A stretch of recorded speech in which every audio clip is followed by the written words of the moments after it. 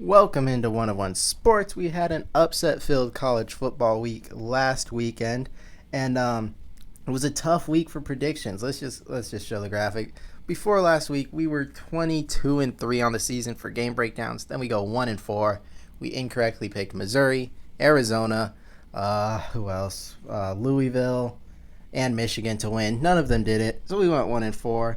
Dropped to 23-7 on the season. We got to bounce back this week, so let's just get right into it. These notable games I'm breaking down, or not breaking down, just giving out the picks. First one, I got Utah over Arizona State.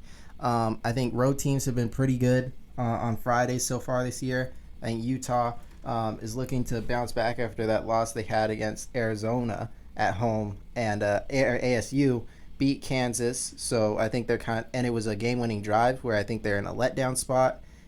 And Utah, maybe Cam Rising plays, maybe they don't. But they're coming off a bye, so I think they're well prepared. And even if there's no Cam Rising, which I'm anticipating there isn't, I think Utah is going to be able to control this game physically, and I think they're going to be better coached. I think they're going to come into Tempe, beat the Sun Devils.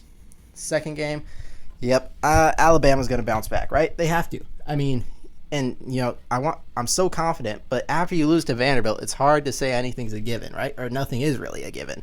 But I can't see this team, who I picked in the preseason to win the national title, dropping 2 games as 21-plus point favorites. South Carolina just got rolled by Ole Miss. But, this college football season, you got to take every result with a grain of salt. South Carolina, throttles Kentucky. Arguably, or it was at least, could have beat LSU if some calls go differently. And then gets rolled by Ole Miss, who had just lost to Kentucky. So you never know. These teams are inconsistent. Alabama beats Georgia, lose to Vanderbilt. Exhibit A. But I think most likely we get an Alabama performance that's up to standard, because I think they're going to have a hard week of practice. They're going to really want to bounce back. I think that's going to lead to a big Alabama win. Then I got Iowa over Washington. And there's a matchup thing as well as a letdown spot. So everyone's going to be down on Iowa because you get rolled by Ohio State. But a lot of teams are going to get rolled by Ohio State. And then Washington just beats Michigan, so they're a little inflated. They're in the letdown spot. But I think when I'm looking at Washington, a team that struggled on special teams in the kicking game, struggled in the red zone, and struggled to finish drives just overall, against an Iowa defense that thrives off that kind of thing, and I think can force Will Rogers to make a couple mistakes, because he made one mistake in the Michigan game, really, with the interception. That's really the first one he's made this year, at least interception-wise. I think Iowa can cause at least one of those and stop a lot of Washington drives, get some turnovers on downs, maybe some more missed field goals. Grady Gross has been struggling, and I think that's going to lead to an Iowa victory over Washington. And also the long road trip for Washington after the big win played a role in this as well. But next up, I got Arizona beating BYU. Something about Utah, man. I think Arizona's just going to play well in Utah this year. There's a lot of reasons to not like Arizona in this game. We just saw them not really perform well against Texas Tech. BYU's been rolling. They're undefeated. They rolled Kansas State. They beat Baylor. They beat SMU. So SMU and Kansas State both top 25 teams. BYU's off a bye. BYU's at home. This is one of the biggest games probably for their program, having big noon kickoff there. And Arizona's been really inconsistent. The offense has struggled. Noah Fafita hasn't been as good as expected. But I'm going with Arizona again. They let me down last week. But, last time I picked them before that, they were great against Utah. It was a really good pick by me. And I think we get vintage Noah Fafita. So Noah Fafita from last year. Give me a big T-Mac game. And I think Arizona is going to pull an upset. It wouldn't be a huge upset. I think BYU is only like a 3.5-point favorite. But an upset nonetheless. Give me Arizona to beat BYU. And finally, before we get into the game breakdowns, a game I'm watching very closely. I think Iowa State, who's ranked number 11 now, there's a big chance of an upset. West Virginia has been playing really well recently, or 2-0 in conference play. They lost to Pitt and Penn State early, who are both ranked teams now. But then you have the comeback win against Kansas and then roll Oklahoma State. But it's hard to say what meaningful that is, because a lot of teams are having comeback wins on Kansas, and a lot of teams are rolling Oklahoma State these days. Iowa State, meanwhile, has looked at least arguably like the best team in the Big 12. But you're going on the road.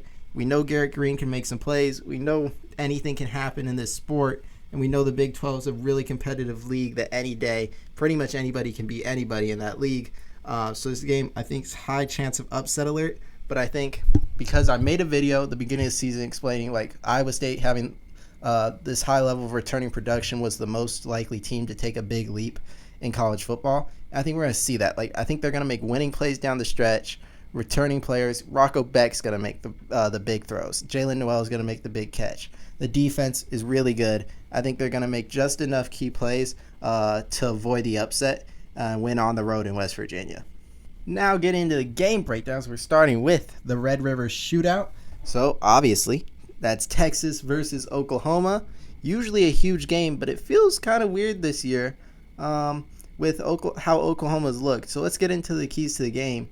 And because this is a weird scenario where Texas, even though Oklahoma is ranked in the AP poll, I don't think anyone's really giving Oklahoma a shot to win this game after how they performed mainly against Tennessee. Jackson Arnold's no longer playing. The offense has struggled. They win against Auburn because of their defense. So I feel like this is the kind of game where everyone's expecting Texas to win, which is dangerous, as we saw last week. But so the first key of the game, I think, is Quinn Ewers. Could he be rusty, right? I think he's going to start.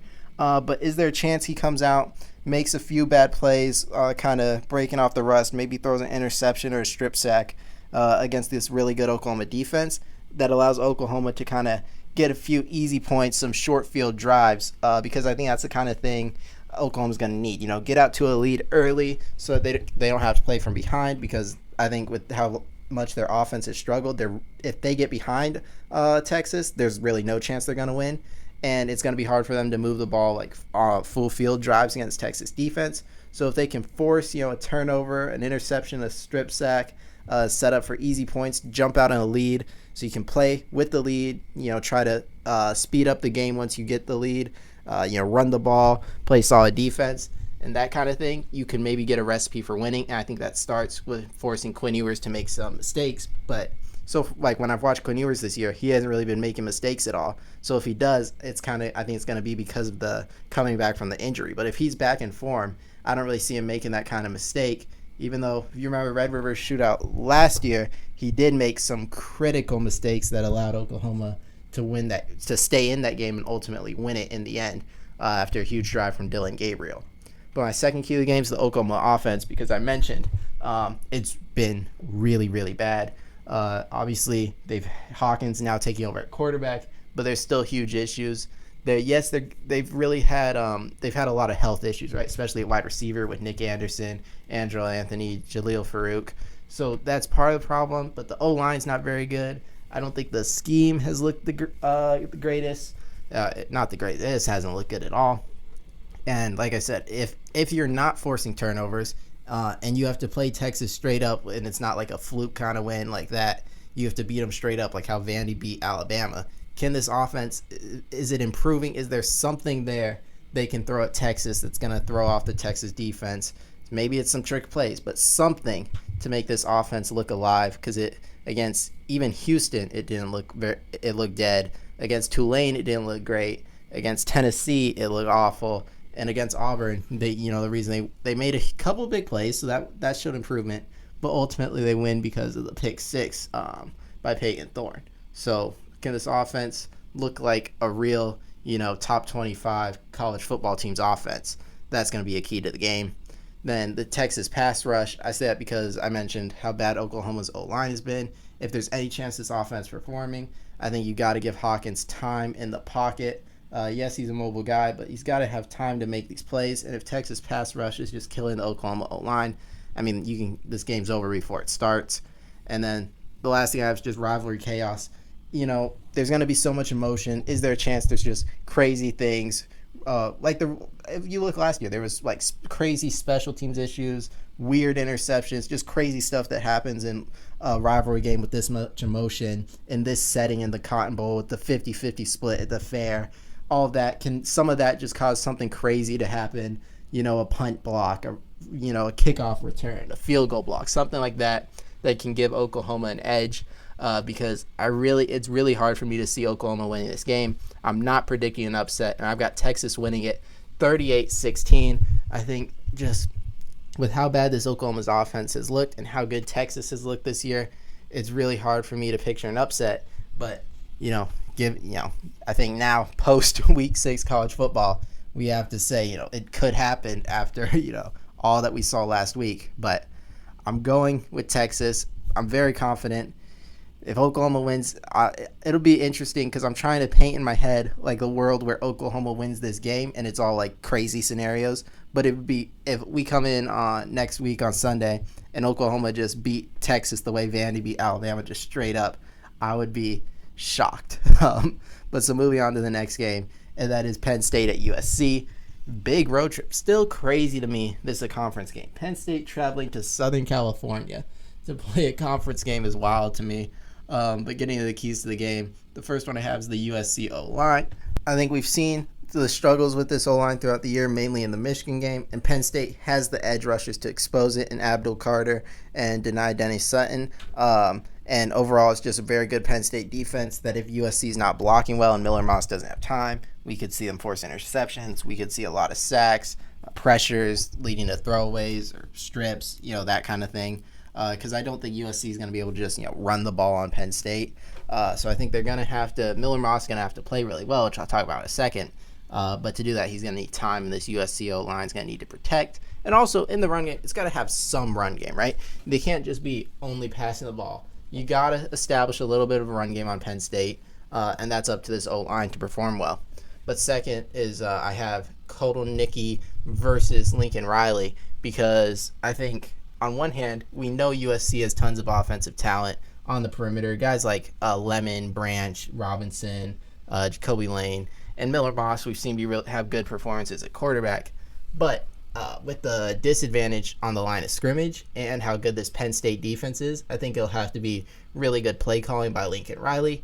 And then on the flip side, this USC defense is like solid. It's definitely way improved from what it used to be, but it's not great by any means. But this Penn State offense, now they have a good run game with Nick Singleton, Katron Allen. Nick Singleton should be back this week. But Drew Aller has been fine. It's just a serviceable offense. So is there anything, because Penn State hasn't really been tested, is there anything they're saving or an offensive performance that they can, shock? It's like would be a shock to USC to see. I doubt that we see that. I think it's probably just more of what has. Like, if Penn State had stuff they're hiding, I think they'd probably save it for Ohio State, right? But I think we're probably seeing it, and it's just about improving on what they already have. Drew Aller making quicker decisions, better throws, receivers getting more separation, that kind of thing. But it'll be interesting to see the play calling battle here. And then the Penn State run game, I touched on it briefly. Nick Singleton coming back. We know Katron Allen, so they have two running backs. And there's Minnesota did a pretty good job running the ball. Michigan, we saw win a game basically just by running the ball. So if Penn State can follow that formula, just leaning on the USC D-line and over the court, wearing them down, you get to the fourth quarter and suddenly those 4-yard runs start becoming 7-yard runs. USC's defense can't get off the field. Miller Moss can't get back on the field to make the big-time plays. And it's just kind of a wear-em-out kind of game. I think that could definitely happen if this Penn State run game can perform as well as I think it can. And then the final thing, it's Moss versus Aller. I think this year Miller Moss has looked like a better quarterback, but he's going up against tougher defense, and I think has a disadvantage with this Penn State pass rush. Aller's been decent, but I think he still can be a lot better. He's got a lot of talent, but there's just moments where it doesn't seem like it's all clicking for him. If he can put it all together, he's got all the talent to be just as good as Miller Moss, if not better. I'm interested to see which quarterback wins this matchup. Obviously, they're not playing each other, but just performs better in the game.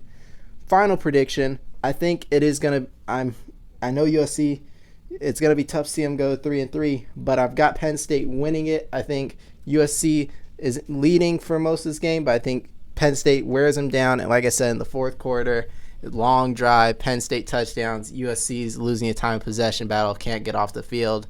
I almost want to go USC to win this. I was really close to switching it, but ultimately that line of scrimmage edge for Penn State makes me go with them for the win, 24-20. Third game, man, what a slate. Texas, Oklahoma, Penn State, USC, Ole Miss, LSU, and we haven't even broke down the game of the day yet in Ohio State, Oregon. This is going to be an awesome weekend. But yeah, let's talk Ole Miss, LSU. And the biggest key of the game, I think it's the scheduling advantage. I mean, Ole Miss is playing, this would be their 7th consecutive game, something like that. And LSU is coming off a bye. So huge edge there. And then obviously LSU having the home field advantage. And they're playing at night. So LSU, it's going to be really loud in Death Valley. Great home field advantage with the rest advantage. So I think that's just like such an not even related to the players on the field, just such a big edge. But next up, this is Nussmeier versus Dart battle. I mean, we know the upside these quarterbacks have. We've seen Nussmeier have great games already just in his first year starting. Dart, we've seen it over the course of his career, right? But we've also seen him struggle a lot in the Kentucky game, for example. We've seen Nussmeier struggle at times too with some bad interceptions. So we know these quarterbacks can be great. They could be mediocre. And Dart, on the road in Death Valley, it's going to be loud. Could that cause some mistakes? Or Nussmeier with that Ole Miss D-line that's been really good. Could it force him to make a mistake? Or can one of these guys play like an A-plus game for them and just, take the game into their hands and win it for their team? Also a huge possibility. So it'll be very, very fun to watch. And then the line of scrimmage matchup, like I said, this Ole Miss D-line has been really good, and this LSU O-line has some really good players, but hasn't really established a run game for the most part, but it's been good in pass protection. So it'll be interesting to see if Ole Miss gets pressures on the quarterback. And then in reverse, Ole Miss run game has not been nearly as good as I thought it would be this year, or how good it usually is under Lane Kiffin. And the LSU defensive line, I don't think it's like anything crazy, but it's at least solid. So it'll be interesting to see if Ole Miss establishes a run game or if it's just all on Jackson Dart to make plays through the air. Trey Harris has been the number one target. It's actually surprising to see how little Ole Miss has spread the ball around when you have guys like Juice Wells and Jordan Watkins and Pierce scoring. I would thought it would be a more, balanced passing attack, but it really favors Trey Harris. So that's also interesting. I didn't think about till just now. The final key of the game, I already started talking about it. It's the Ole Miss run game. Yeah, like I was saying, Judkins is gone this year to Ohio State, and it seems like maybe he had a bigger impact than Ole Miss thought he did. It seemed like they thought he'd be able to replace him fairly easily. They haven't really up to this point in the year. It'll be interesting to see how well the ground game does against LSU. But getting to the final prediction, before the year, I thought LSU win this game. I thought Ole Miss would be coming in undefeated. I thought LSU would be exactly where they are with just the one loss to USC. I thought Ole Miss, with all the scheduling disadvantages, would drop their first game of the year. But now, seeing Ole Miss already lose in Kentucky and how they responded to South Carolina, seems like they're a desperate team. Gotta have this one. LSU, I'm lower on them than most people. I think they play to their competition, so that means I think they will challenge Ole Miss.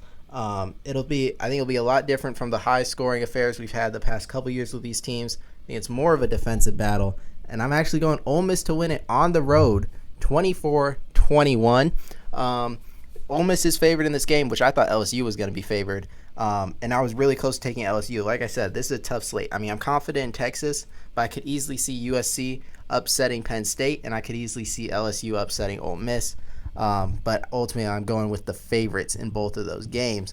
Let's see if I go with the favorite in this one, Ohio State going to Oregon. Another game of the year potential. Like I said, I'm not a fan of the expansion, or not the expansion of the playoff or college football realignment, right? Those weren't things I like to see changing in college football. But I gotta admit, there is some upside to this. I mean, getting to see Ohio State, Oregon in conference play 2 versus 3. I mean, it is pretty cool. And I'm definitely excited for the game. Probably the second biggest game of the year so far. Obviously, Alabama, Georgia. And I mean, coming up, we're going to get, Georgia, Texas will be another huge one. But these two teams, these programs, with where they are right now, this is as big as any game college football can offer. That's not a huge rivalry, just based on how good the teams are, how good the programs are. This is as big as it gets. Super excited. Let's break it down. And the first key of the game that I have is Oregon clicking? Because it feels like, those first couple weeks, I was worried. They struggled with Idaho. And then they really, really struggled with Boise State. Came down to a game-winning field goal for them. And the offensive line was brutal, allowing a ton of sacks. They couldn't stop the run, especially against Boise State. But then again, no one seems to be able to stop Ashton Genty. But now we see them roll Oregon State. We see them roll Michigan State. We see them roll UCLA. It feels like they figured it out, and they're the Oregon team I thought they were going to be in the preseason that I picked to win the Big Ten and go to the national championship. I feel like that's the team I'm seeing now. Because first couple weeks, I was like, there's no way this team can beat Ohio State, if you asked me then. But the last 3 weeks, they've slowly, we've seen them slowly round into form throughout the season, and now I can say they're a legitimate top team that I think can, at the very least, compete with Ohio State and maybe beat them. But part of that is how well Dylan Gabriel plays, and that's why my next key game is his turnovers. He has 3 interceptions on the year, but they've all been in the red zone. So against UCLA, he threw basically a 100-yard pick six. It wasn't quite 100, but it was around there. That was one of UCLA's. I think they only scored 13 points. That was one of them. Then he threw another interception in the end zone against Michigan State and another right near the end zone. So you can't be, if you're playing Ohio State and giving up red zone turnovers, I don't think you're going to win. So he's got to make better decisions with the ball, especially when you're in the red zone with a chance to put points up on the board. If you have to, just throw it away, because when you're playing a team that's good, every drive matters, every point matters. You got to capitalize on all your opportunities. So that's huge. And then the next thing is the Oregon O-line, because this Ohio State D-line with JT Tuimoloau, Jack Sawyer, then Hamilton on the interior as well, Williams is really, really good. And this Oregon O-line, I think it's getting better because it's gotten healthier. And I know they have the talent with guys like Cornelius and Connerly. So I think it's becoming the O-line I thought it would in the preseason, but they haven't faced anything like this. So there's a chance it looks again like it did in week 1, week 2, just getting killed. Dylan Gabriel's getting pressured, getting hit, and the game just gets away from Oregon because of that. It's something that I'm worried about seeing on Saturday. Probably my biggest concern if I was an Oregon fan would be the O-line holding up against this Ohio State D-line. Final keys, the Ohio State receivers. Emeka Egbuka's playing out of his mind. Jeremiah Smith's an alien at true freshman. And Oregon is great receivers also. But the reason I don't put them is because I have more confidence in the Ohio State secondary, whereas I think there's a chance this Oregon secondary just gets cooked up by these freaks at Ohio State. But if you're an Oregon fan, what would kind of ease me a little bit is how good the pass rush can be for Oregon, because if Will Howard doesn't have time and the receivers don't have time, then it won't be as big of a problem. And I do think Ohio State will have to make plays downfield. I don't think they're just going to be able to run the ball on this Oregon D-line. So how well the receivers play, and I guess I should include how well Will Howard plays, obviously. Major impact on this game. Now, final score. I think a lot of people are going with Ohio State in this game, but at the end of the day, I think it's going to be a tight game. I think it's going to come down to the wire. I think they're pretty equal on talent. I think both teams have receivers that are going to make big plays. I think it's going to come down to quarterback. And just in the past, remembering Dylan Gabriel, what he did against Texas this time last year, it just makes me trust Oregon down the stretch a little more. And at home, I'm going to go with Oregon to get a huge win over the Buckeyes, 31-28. It's this one makes me nervous. I said I'm going for a 5-0 week, and very easily I could see Ohio State winning this game, going out a bit of a limb. Give me Oregon 31-28. But yeah, these first 4 games from Ole Miss, LSU, Penn State, USC, even Texas, Oklahoma, just huge teams, big time games. It's going to be awesome. We do have one last game to predict, and it's the night game between Kansas State and Colorado. I feel like it's flying a little bit under the radar. Wanted to break it down. I feel like the keys to this game are pretty obvious. The first one is, has Colorado actually taken the next step? Was what they did against UCF legit? And I'll just put the next ones up as well. So it's, a lot of it's around the line of scrimmage because how well they defended the run against UCF was shocking, and how well they ran the ball, also shocking. Kansas State's going to be another huge test with how good Avery Johnson and DJ Giddens are, and even former Colorado running back Dylan Edwards can make some big plays. But yeah, how good Kansas State in the run game is going to really test was that defensive performance for real. And then flip side, Kansas State's pretty good in run defense, but the pass defense, which I have as the second key, I think it's a little suspect. And with guys like Jimmy Horn, Travis Hunter, I think Shador can put up a lot of yards, a lot of points to keep Colorado in this game. Line of scrimmage, we all know Colorado's been bad on the line of scrimmage, but maybe they're turning the page. And I put Travis Hunter just because this guy's, arguably the best player in college football. He could make a crazy interception, force a fumble, make a crazy catch. His two-way impact, it's just, we have never seen anything like it. So you never know how he could impact the game. And he's a key. If he has a huge performance, he could make game-changing plays on both sides of the ball for Colorado. But ultimately, I do think Kansas State wins this game. I actually think it's going to be very high scoring, and I'm going with Kansas State to win it 40-28. I think Colorado's going to put up a lot of points. I think Shador's going to play well, but I think that run game for Kansas State is going to be very effective. And I think Kansas State's a team we're seeing play some of their best football right now after the Oklahoma State game. I think they get a win 40-28. But that's it for my Week 7 predictions. Make sure to comment below who you guys have winning these games. Leave a like, subscribe. Until next time. Bye.